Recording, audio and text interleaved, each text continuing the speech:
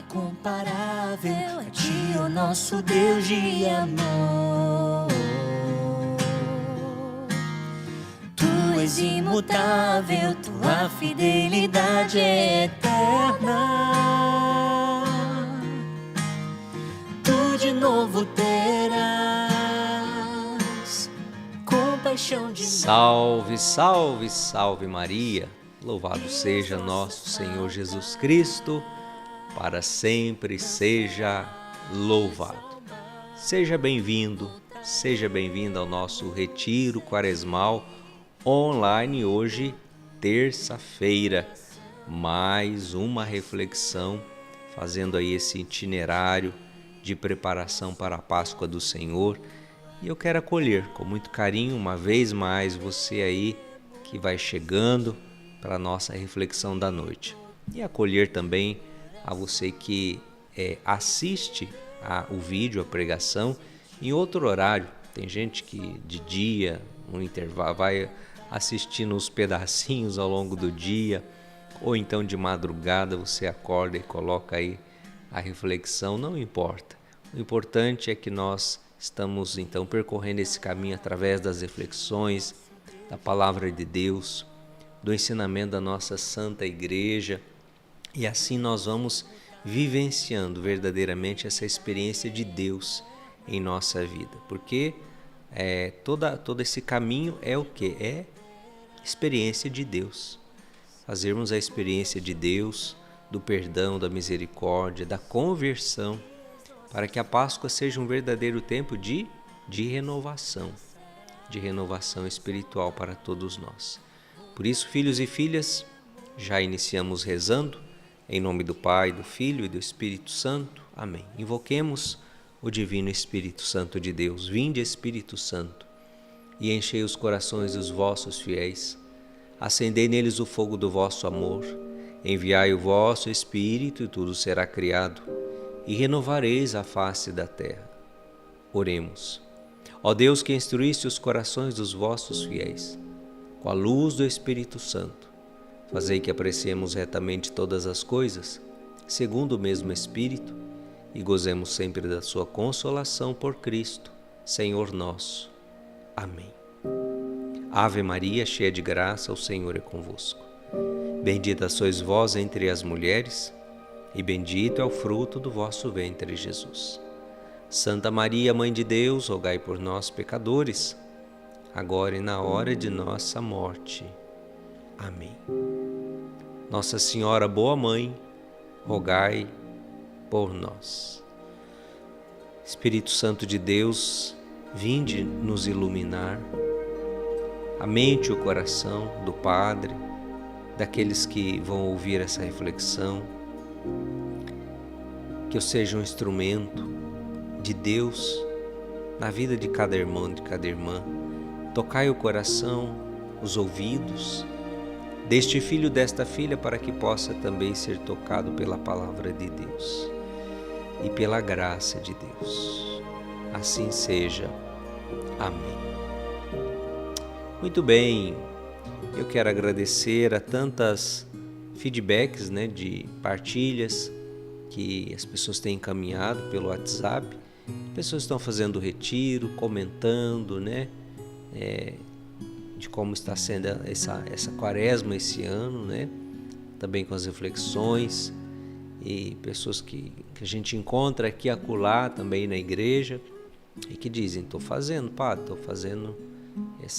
as reflexões do retiro todo dia com o Senhor, louvado seja Deus por isso, e que você possa então receber aí esta graça que você tanto necessita do coração de Deus.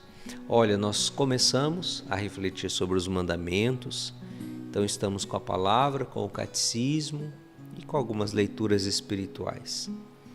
Antes da gente entrar, onde nós paramos ontem, que é o primeiro mandamento, trazer um pouquinho essa realidade desse evangelho do dia de hoje, um evangelho tão propício, um evangelho tão bonito.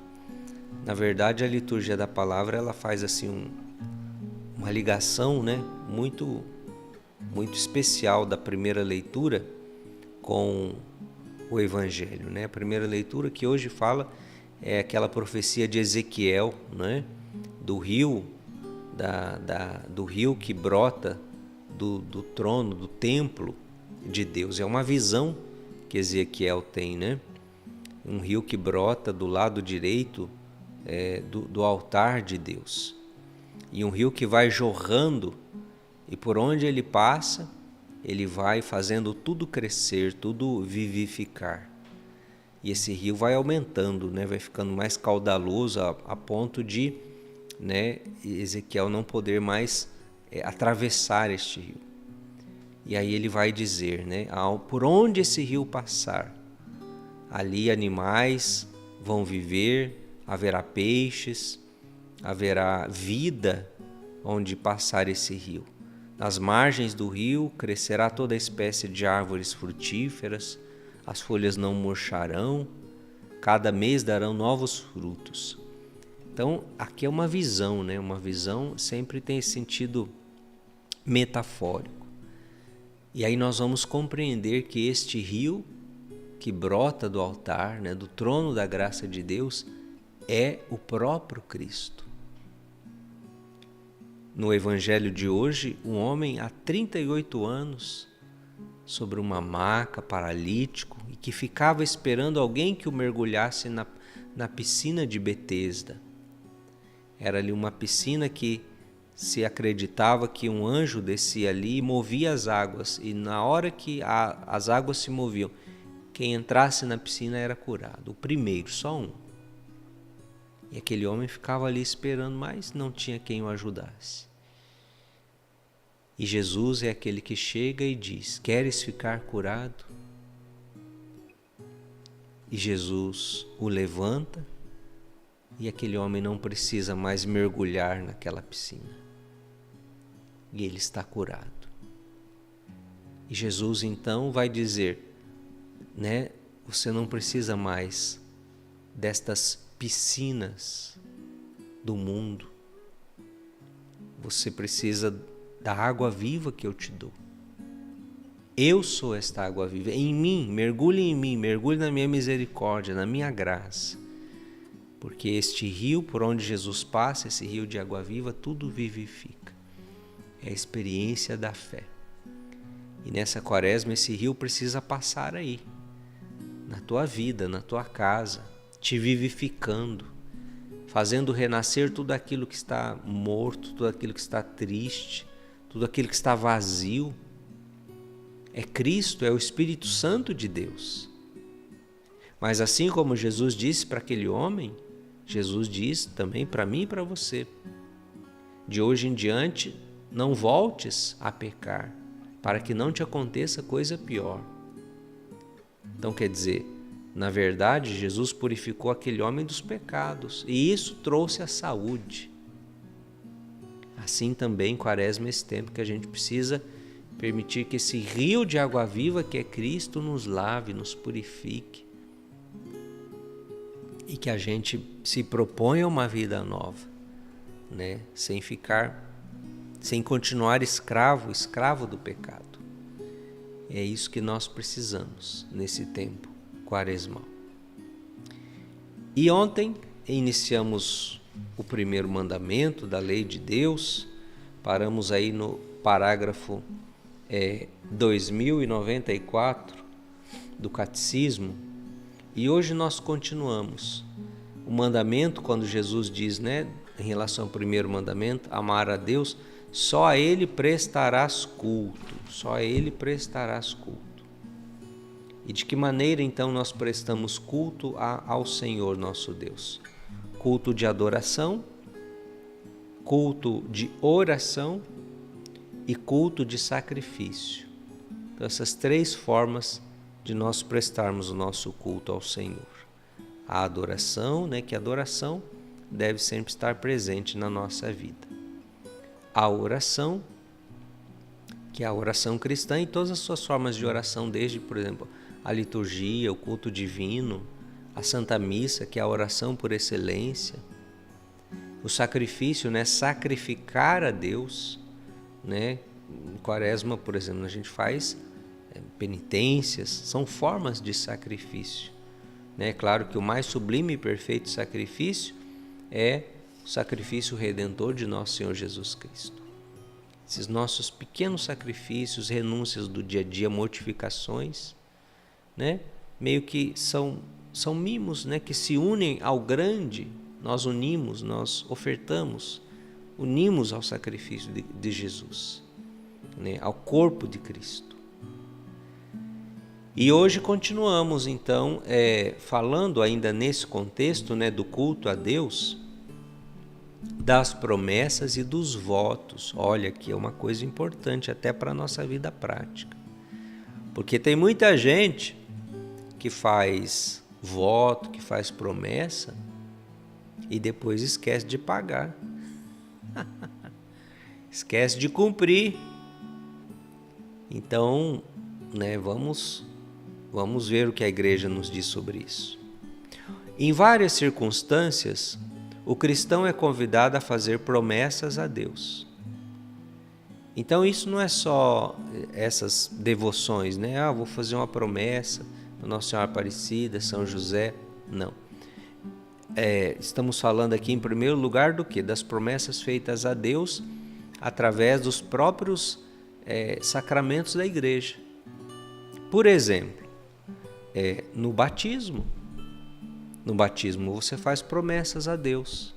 Você sabia disso? Talvez não, porque você era criança, né? Mas fizeram por você. Só que você confirma. Lembra lá, todo ano, na Semana Santa, tem a Vigília Pascal. E na Vigília Pascal tem um momento que a gente faz um negócio chamado renovação das promessas do batismo. Ou seja, aquelas promessas que um dia foram feitas, você renova. Então, a primeira promessa é sempre a batismal. Mas não só no batismo, na confirmação. Também a gente faz promessas a Deus. Na ordenação, quem se ordena sacerdote, diácono, bispo, faz promessas a Deus. Só, padre? Não. No matrimônio também. Lembra que antes dos noivos darem o consentimento, o padre faz 3 perguntas. E ali nessas 3 perguntas são promessas. Né? Vocês vão se casar, né? E se casando, prometeis ides prometer amor e fidelidade um ao outro. É por toda a vida que o prometeis? Sim. Promessa. A promessa dos filhos. E por aí vai. Olha, então isso aqui é da própria vida do cristão. Ele promete, faz promessas diante de Deus. Mas além dessas promessas solenes, vamos dizer assim, tem também as promessas de devoção pessoal, que o padre estava falando agora há pouco. Fazer uma oração, dar uma esmola, fazer uma peregrinação. Eu prometo a Jesus misericordioso que, se alcançar essa graça, eu vou peregrinar até o santuário da Divina Misericórdia. Eu prometo que eu vou fazer uma peregrinação até o santuário de Aparecida, se eu alcançar essa graça. Então são essas promessas por devoção pessoal. E em relação a essas promessas, nós precisamos ser fiéis, porque isso revela o respeito devido a Deus. Então, às vezes a gente fala promessa ou voto, né? Voto e promessa está tudo mesmo aí dentro dessa linha aí. O voto é um ato de devoção no qual o cristão se consagra a Deus ou lhe promete uma obra. Pelo cumprimento dos seus votos, o homem dá a Deus o que lhe prometeu e consagrou. A Igreja atribui um valor exemplar aos votos de praticar os conselhos evangélicos. Então, quer dizer, o que a gente precisa refletir aqui na Quaresma? se você fez votos, promessas. Então você tem que refletir se você cumpriu, se você está sendo fiel às suas promessas, aos seus votos. E aquela pessoa que faz promessa que não dá conta de cumprir? Aí é que tá. Primeiro que aí, se você não cumpriu e não tem jeito mais de cumprir, você tem que pedir perdão a Deus na confissão. Porque é um dever de justiça para com Deus. Você honrar, você deu a sua palavra.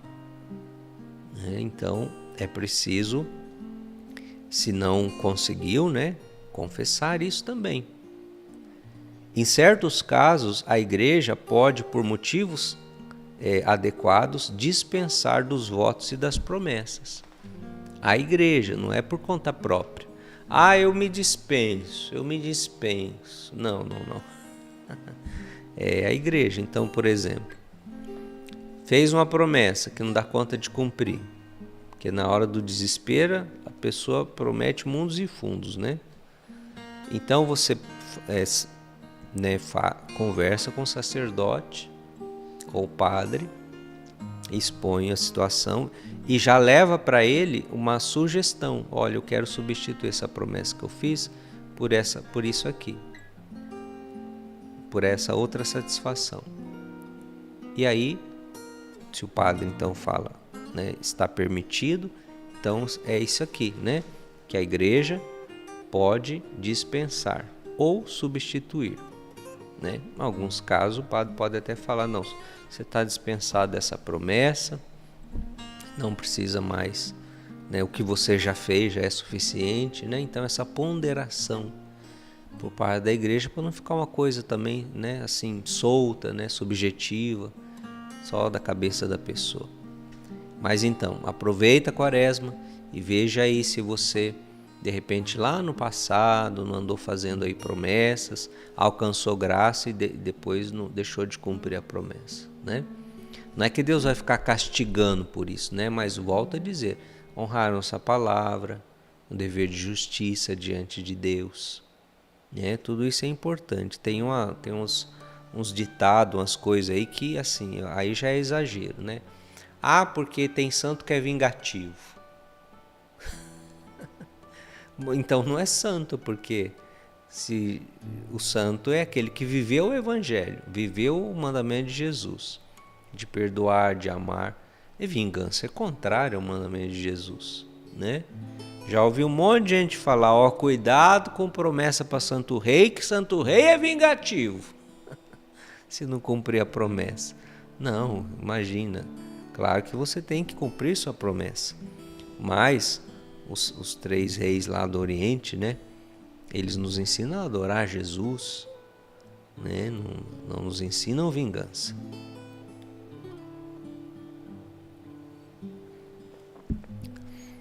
E seguindo, capítulo 1210, aliás, 2110. Não terás outros deuses diante de mim. O primeiro mandamento, filhos e filhas, proíbe a gente prestar honra a outros que não o único Senhor que se revelou ao seu povo. O primeiro mandamento proíbe a superstição e a irreligião. Então, são pecados, tanto a superstição quanto a irreligião. E a gente vai entender o que é cada uma dessas duas coisas. A superstição é um exagero perverso de religião. E a irreligião é um vício oposto à virtude da religião. É o se opor à fé, se opor à religião. Então, a superstição, voltando à superstição, é um desvio, É uma religiosidade malsã, é doentia. Por quê? Porque passa assim pela razoabilidade. A pessoa ela extrapola, ela exagera, ou seja, ela atribui uma importância mágica a certas práticas mesmo que são práticas legítimas, práticas aprovadas pela igreja, mas ela atribui àquelas práticas ou aquelas coisas um poder assim quase que mágico. Atribuir eficácia exclusivamente à materialidade das orações ou dos sinais sacramentais, sem levar em conta as disposições interiores, é cair na superstição. Olha que isso aqui, vamos tá atento a isso. O que a igreja está dizendo aqui? Que às vezes você atribuir eficácia como se fosse assim uma coisa mágica. A tal oração, nossa, essa oração aqui é uma oração mágica. Você fez ela, pronto, ela é tiro e queda. Aí você está pondo ali naquelas palavras, naquelas letras, um poder que elas não têm. Quem tem o poder é Deus. E Deus age e faz quando Ele quer, do jeito que Ele quer, com as palavras que Ele quiser. Ou coisas, objetos, né? O que a igreja está dizendo, né? Até os sacramentais. Sacramentais são bênção de Deus. Né? Uma água abençoada, uma medalha, um escapulário, são sacramentais. Um crucifixo, as bênçãos, todas as bênçãos sacramentais. Mas você precisa entender tudo isso, levando em conta que você tem que ter também as disposições interiores da fé. Não é uma coisa mágica, não é o objeto em si. Senão a gente cai na superstição. Não. Um escapulário significa o quê? Eu tenho um amor à Virgem Maria e a ela me uno e peço que ela me revista do seu manto sagrado, da sua proteção. E eu cultivo no meu dia a dia essa devoção filial a ela. E o escapulário é um sinal distintivo desta minha experiência do dia a dia que eu tenho com ela. É como se fosse assim um sinal visível daquilo que invisivelmente no dia a dia eu tenho de amor para com a minha mãezinha. Aí sim, o escapulário vai ter o seu verdadeiro valor. Agora, compra lá um escapulário qualquer, não benze nem nada. Põe no pescoço, põe no braço, põe no tornozelo, não sei aonde. Agora eu estou protegido contra os meus inimigos. Não, isso é superstição. E a superstição é pecado, é um pecado contra o primeiro mandamento. Você está dando um poder a uma coisa, não é isso. Não, você vai viver uma fé. E o sacramental é uma expressão visível daquela fé. É um sinal, né? A medalha de São Bento, a medalha de Nossa Senhora das Graças. Tá me entendendo? Não é só porque pegou e usou que aquela coisa ali tem uma força, tem uma coisa aqui nesse negócio que isso aqui é poderoso. Não, isso é amuleto. Isso não é da nossa fé. Não, mas se eu ouço os conselhos de Nossa Senhora nas suas aparições, se eu estou disposto a viver os pedidos que ela me faz, de penitência, de oração pelos pecadores, então aquela medalhinha é um sinal, uma expressão desse meu ato de devoção a ela. E aí então o sacramental tem o seu sentido e o seu valor. Tá entendendo? Então vamos aí pensar se muitas vezes nós estamos pecando pela superstição. Amém? Seguindo, o pecado da idolatria. A idolatria não diz respeito somente a certos cultos do paganismo. Ela é uma tentação constante da fé. Consiste em divinizar o que não é Deus. Então, toda vez que eu divinizo algo ou alguém que não é Deus, eu caio na idolatria. Existe a idolatria, por exemplo, aquela mais, vamos dizer, a top, é a veneração de uma criatura no lugar do Criador, como, por exemplo, as pessoas que veneram demônios. Credo, padre, mas existe isso? Existe. O satanismo. Existe o satanismo. Existe igrejas satanistas. Inclusive no Brasil, nos Estados Unidos, em tantos lugares. Só que aí eles têm lá todo o ensinamento. Não é bem assim, mas existe. Ou seja, venera algo ou alguém no lugar de Deus, do nosso Deus que nós cremos, desse Deus que se revelou a nós em Jesus Cristo. Mas a idolatria pode se dar, às vezes ela não é assim tão escancarada, vamos dizer assim. Às vezes essa idolatria vai ser venerando, adorando o poder, o prazer, o Estado, o dinheiro. Então, o ser humano que coloca coisas ali e vive em função daquilo como se fosse o seu Deus. É idolatria. Não podeis servir a Deus e ao dinheiro, disse Jesus. Claro, precisamos do dinheiro para viver, para cuidar da família, para pagar as contas, para vestir, alimentar, viver uma vida digna. Jesus não está falando que é para ser contra, mas usar-se do dinheiro é uma coisa, servir-se do dinheiro é uma coisa. Agora tem gente que serve ao dinheiro, ou seja, se torna escravo, faz do dinheiro um deus, um ídolo, e por ele é capaz de vender a própria alma, de trair seus próprios amigos em função do Deus dinheiro.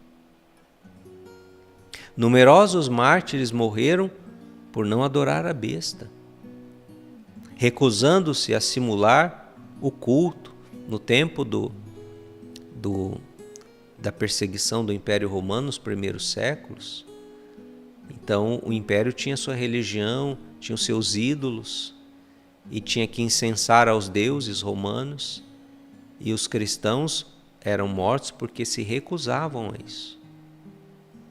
E aí tinha quem dizia assim, não, faz assim, finge que você, simula que você está adorando, mas no fundo, lá no seu coração, você diz para Deus que está fazendo aquilo assim, da boca para fora. Qual era a resposta dos cristãos? Prefiro morrer, prefiro derramar o sangue do que levar pessoas que vão me ver fazendo isso, incorrerem em erro e fazerem também, e perderem a fé delas, por causa do meu mau exemplo. Olha a fé. Então, tudo isso, filhos e filhas, relacionado, a idolatria nega o senhorio exclusivo de Deus e é incompatível com a comunhão divina. Aí vamos entrar aqui também no politeísmo, que é a questão de adorar vários deuses, Nós vemos, desde o Antigo Testamento, esse Deus que se revela a nós, eu sou o único. Escuta, Israel, eu sou o Deus que te tirou da terra da escravidão do Egito, e não há nenhum outro Deus, eu sou o único. É a mim que você vai se voltar, por quê? Pelo seu bem, para você ser feliz, porque enquanto você se voltar para essas coisas, você não vai ser feliz. E seguindo, ainda primeiro mandamento, a adivinhação e a magia. Eita, padre! Deus pode revelar o futuro? Pode. Os profetas revelaram muitas coisas. Antigo Testamento, Novo Testamento, livro do Apocalipse. Deus pode revelar o futuro através dos seus profetas e dos seus santos. Quantos santos, quantos místicos, pessoas que tinham visão, que tinham revelação interior, né? Por exemplo, as aparições de Fátima. Aquelas 3 crianças receberam uma virtude, né? uma graça de Deus. Aquilo que Nossa Senhora disse foi se cumprindo. Quantas vezes na história da igreja isso aconteceu e acontece ainda? Então Deus Ele pode revelar aos profetas, aos seus santos, aquelas pessoas que têm intimidade com Ele. Mas a atitude cristã consiste em a gente se entregar com confiança nas mãos da providência no que tange ao futuro e abandonar toda a curiosidade doentia a esse respeito. Porque tem gente que é louco por curiosidade, só vive de revelação, de aparição, de que Nossa Senhora falou isso, de que tal vidente falou aquilo, e vira tipo um fanático assim, que só fica atrás disso. Aí você lê a Bíblia, lê a palavra, não, mas o vidente falou assim, não porque tal aparição, não, pelo amor de Deus. A revelação para nós é a Bíblia, a Sagrada Escritura. Deus já falou o que tinha que falar. Tudo aquilo que Ele vier a falar através de um santo, de um profeta, por uma graça especial, é só para confirmar e ressaltar aquilo que Ele já disse na Sagrada Escritura, na tradição, na revelação divina. Não vai ter nenhuma outra novidade, nenhuma coisa, vamos dizer, além, né, que não foi dito, porque tudo aquilo que nós precisamos para a nossa salvação, o Senhor já nos revelou. Então, cuidado com toda curiosidade doentia, devemos ter confiança em Deus. Todas as formas de adivinhação devem ser rejeitadas. Recurso a Satanás, recurso aos demônios, evocação dos mortos ou outras práticas que se supõem descobrir o futuro, porque isso traz primeiro contaminação espiritual com quem se envolve com isso. E segundo, né, vamos dizer assim, isso a conta chega, né? O preço, a pessoa vai pagar o preço, né? Porque, claro, o demônio mostrou lá para Jesus, olha, isso aqui tudo me pertence, eu dou a quem eu quiser. Então, que ele tem aí um certo poder de iludir as pessoas, ele tem. Mas depois a conta chega, né? Por um momento a pessoa ali se dá bem, acha que está tudo certo, mas a gente sabe como é que funciona a coisa. Ele é o pai da mentira. A consulta aos horóscopos, astrologia, quiromancia, interpretação de preságios e da sorte, fenômenos de visão, recurso a médiuns, tudo isso esconde uma vontade de poder sobre o tempo, sobre a história e sobre os homens, e o desejo de ganhar para si poderes ocultos. Essas práticas contradizem a honra e o respeito que, unidos ao amoroso temor, devemos exclusivamente a Deus. Presta atenção, isso aqui não é bobagemzinha. Se você já foi atrás dessas coisas, se você já, né, acreditou nisso, se você é supersticioso, eu não saio de casa sem consultar tal, não sei o que fala para mim do dia. Isso é superstição. Tudo isso, né, estamos atentando contra o primeiro mandamento, amar a Deus sobre todas as coisas. A nossa confiança deve estar nele. E é a ele que nós recorremos. Quer ter um dia bom? Então dobra o teu joelho e começa o seu dia orando e consagrando a Deus o seu dia. Não é ficando indo atrás ali deixa eu ver aqui a previsão para hoje, né? Pelo amor de Deus. Nós estamos na luz, na graça de Deus. Vivamos como filhos da luz. Essas práticas contradizem né, o respeito amoroso e o amoroso temor que devemos exclusivamente a Deus. Então, se viveu isso na sua vida, se lembra de colocar isso na confissão. Porque tem coisas, às vezes, lá, né, que a gente nunca confessou. Até, isso é uma coisinha inocente, né? Talvez não seja tão inocente assim.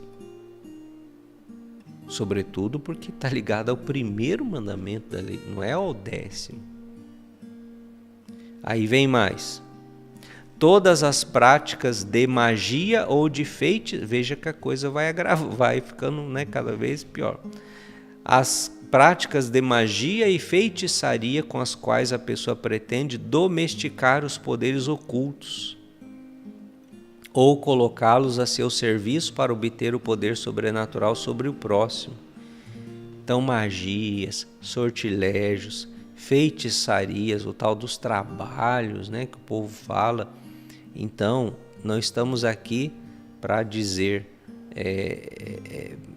sobre essas religiões, mas estamos aqui para dizer, para o cristão, se você é cristão, né, existe um Deus que reprova essas práticas, que a nossa fé não está em coerência com isso. Isso aqui é esclarecer a nossa doutrina, é um dever da nossa religião. As pessoas podem acreditar no que elas quiserem acreditar. As pessoas têm um livre-arbítrio, mas cabe a nós esclarecermos qual é o ensinamento da nossa fé e da nossa igreja em relação a essas realidades. Tudo isso é gravemente contrário à virtude da religião. São práticas ainda mais condenáveis quando acompanhadas de uma intenção de prejudicar os outros, ou quando recorrem ou não à intervenção dos demônios. Tem gente que busca essas coisas, magias, feitiçarias, para prejudicar os outros, né? Para destruir a vida das pessoas, para destruir casamento, para assim desejar a morte dos outros. Então, quer dizer, só de ir atrás dessas coisas já é um pecado grave. Agora, muito pior é quando se busca por uma intenção má, de fazer um mal. E tem gente que infelizmente faz isso? Tem. Eu não sei se é uma loucura, uma pessoa muito fraca, né, no juízo, ou com o coração muito cheio de ódio, né, de raiva, de falta de amor próprio, porque tudo isso volta para a própria pessoa. Não nos iludamos. Vai receber, né, aquilo que a gente emana, gente. Vem para a gente, mais cedo ou mais tarde. Então abençoe, emane o bem, libere bênção. E os inimigos, Padre, reze por eles. É o que Jesus ensinou. Reze por eles, entregue eles a Deus, a conversão deles, a mudança de vida, que eles conheçam a verdade. Mas não é querer matá-los, desejar o mal para eles. Tá, é difícil às vezes a gente ter essa compreensão. A gente sabe, mas tem muita gente aí com o coração cheio de mal, de ódio. Em tantos contextos aí que nós estamos vivendo, né? E sempre desejar o mal é um pecado. Mas até para aquela pessoa, Jesus derramou sangue por ela. Então, e por último, filhos e filhas, né, a irreligião, né, que o padre falou, que é já aquela ação declarada, né, contra Deus, atentar contra Deus. Por exemplo, uma forma de religião é o sacrilégio. Quando as pessoas podem cometer sacrilégio contra Deus, contra as coisas santas, profanação do Santíssimo Sacramento. Quantas igrejas aí arrombadas, sacrários profanados, entram lá, quebram as imagens dos santos. Isso é o sacrilégio, é um pecado grave, né, da irreligião. Atenta contra o temor a Deus, a simonia, que é negociar, né, o sagrado, como se isso pudesse colocar preço, né, nas coisas. Tem aquela passagem lá do mago Simão, lá no Atos dos Apóstolos, né? Pedro, né, condenou severamente a atitude dele, a prática dele, né, lá em Atos capítulo 8, né, o Simão mago lá viu Pedro fazendo milagre, curando um homem lá, e aí o Simão ficou encantado e queria comprar. Não, eu te pago, me ensina como que faz isso aí, eu quero também ter esse poder aí. Mas olha, levou uma de São Pedro que tá doendo até hoje. De graça recebestes, de graça deveis dar, né? A igreja, é claro, ela tem essa organização e tem os sacramentos, o culto sagrado, tudo ali que muitas vezes se é pedido em vista daquilo que se vai consumir, gastar, uma manutenção, uma limpeza, é justo. Mas quando isso se torna uma exploração, um comércio, já passa a cair nesse pecado aqui. O ateísmo, né? Tudo isso, né? De certa forma, é uma expressão do ateísmo, né? Tem gente que não é um ateu declarado, mas vive a vida como se Deus não existisse. Muito bem. E aí a gente termina refletindo sobre a questão das imagens. E aí a gente já conclui o primeiro mandamento. O parágrafo 2129 do Catecismo. Não farás para ti imagem esculpida de nada.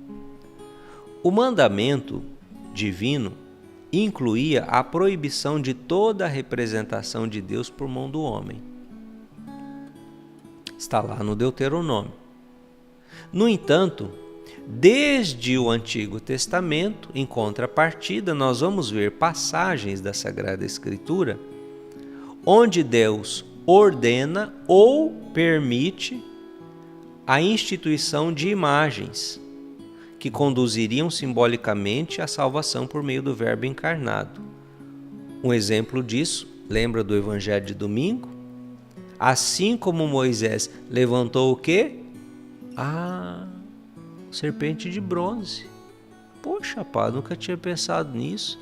Quer dizer que Moisés descumpriu o primeiro mandamento que ele escreveu nas tábuas da lei e deu ao povo. Moisés, que coisa feia.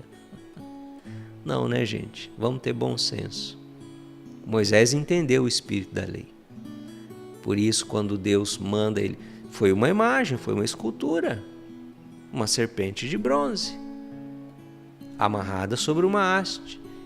E todos os que eram picados pela serpente olhavam para aquele objeto, para aquela serpente de bronze, não colocando o poder no objeto em si, mas na fé no Deus que fez a promessa de que através daquele sinal curaria o seu povo.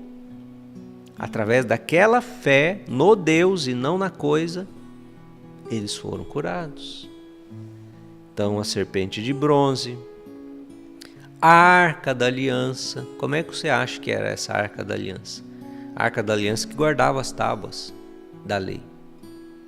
A Arca da Aliança tinha sobre ela 2 querubins, né? Tem aquela imagem famosa, às vezes no cerco de Jericó eles fazem uma imitação.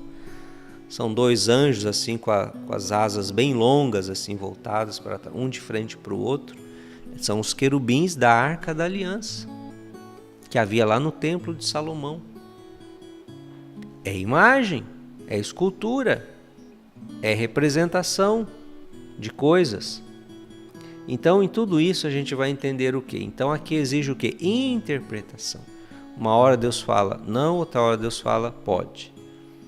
Então, o que Deus estava proibindo?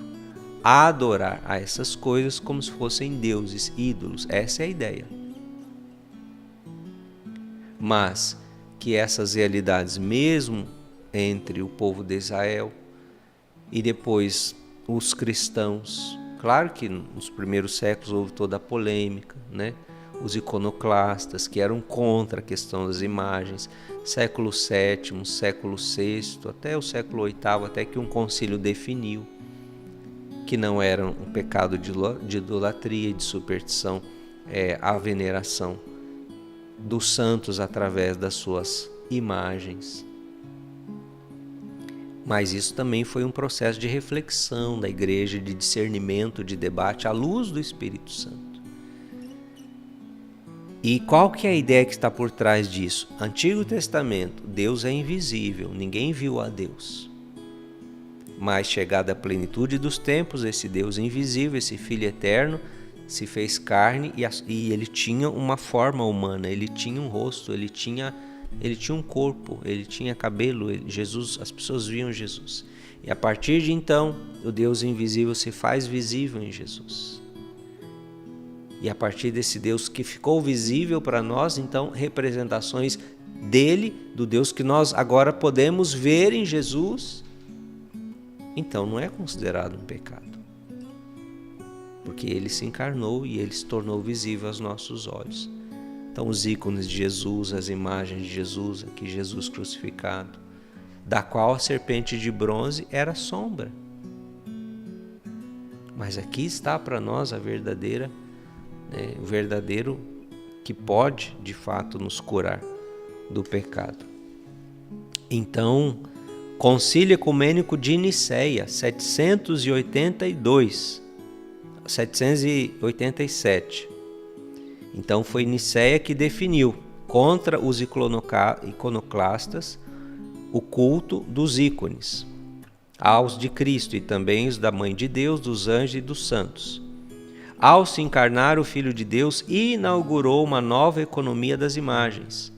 O culto dos cristãos às imagens não é contrário ao primeiro mandamento de Deus, que proíbe os ídolos. Os santos para nós não são ídolos. De fato, a honra prestada a uma imagem se dirige ao modelo original. O modelo original está no céu, eles estão no céu. E quem venera uma imagem, venera a pessoa que nela está pintada. Você pega a foto da sua mãe que faleceu, você olha, você sente saudade, você até conversa olhando para a foto. Mas você sabe que é um papel.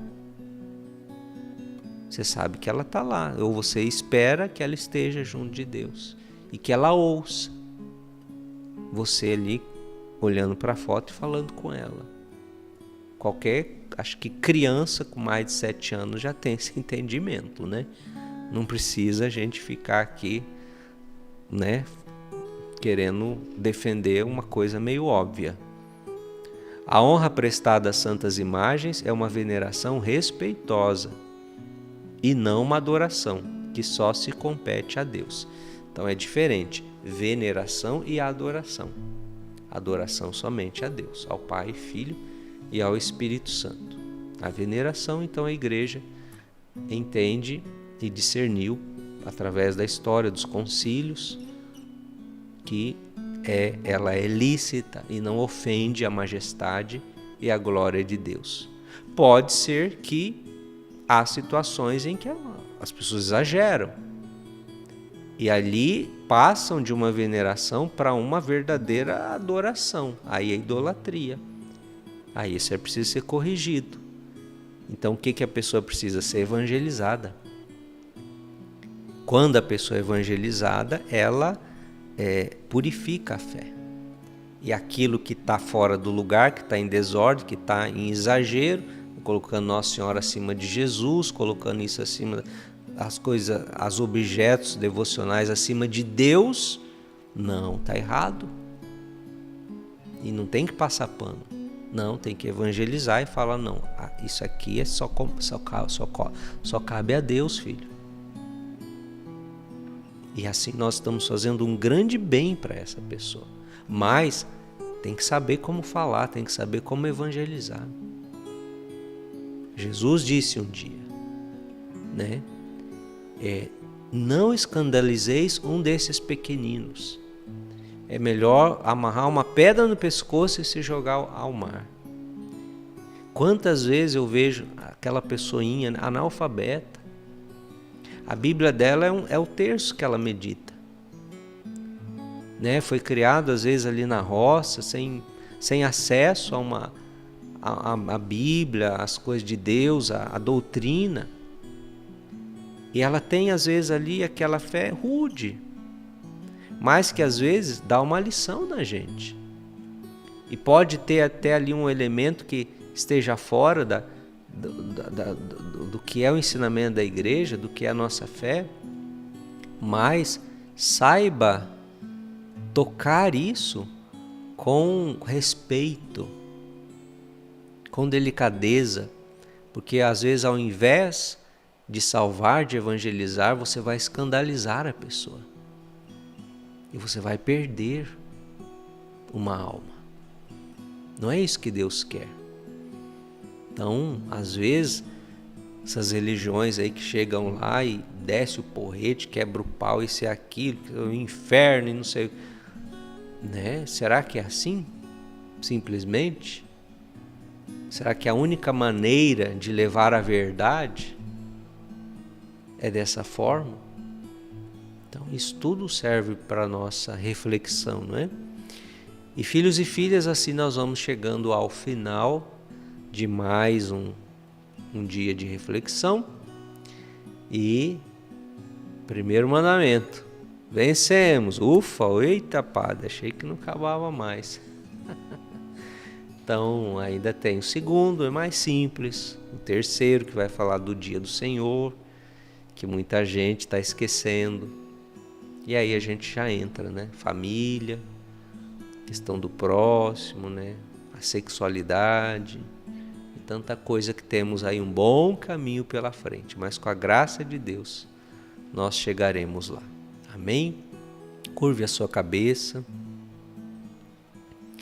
Pai querido, obrigado pela tua palavra e pelo teu Santo Espírito que vem em nosso auxílio, esclarecendo o nosso entendimento nas realidades da fé. E que, conhecendo cada vez mais a vossa vontade, possamos não só conhecer, mas guardar no coração e colocar em prática. Ajuda-nos, Senhor, a reconhecermos também todas as vezes que pecamos contra o vosso mandamento, contra o primeiro mandamento, todas as vezes que nos deixamos levar por tudo aquilo que fere a fé em vós, mas que, auxiliados pela vossa graça, percorramos o caminho do arrependimento e recebamos a graça divina em nossas vidas. Tudo isso nós vos pedimos em nome do teu Filho Jesus Cristo e Senhor nosso. Amém. Que o Senhor esteja convosco, Ele está no meio de nós, que desça sobre você a bênção do Deus de infinito amor, que é Pai, Filho e Espírito Santo. Amém. Beijo no coração, fique no colo da mãe. Até amanhã, se Deus quiser. Tua fidelidade é eterna,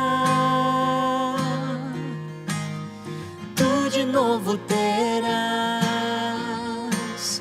compaixão de nós e as nossas faltas lançarás ao mar. Voltaremos a ti de todo o coração e seremos em ti um só povo.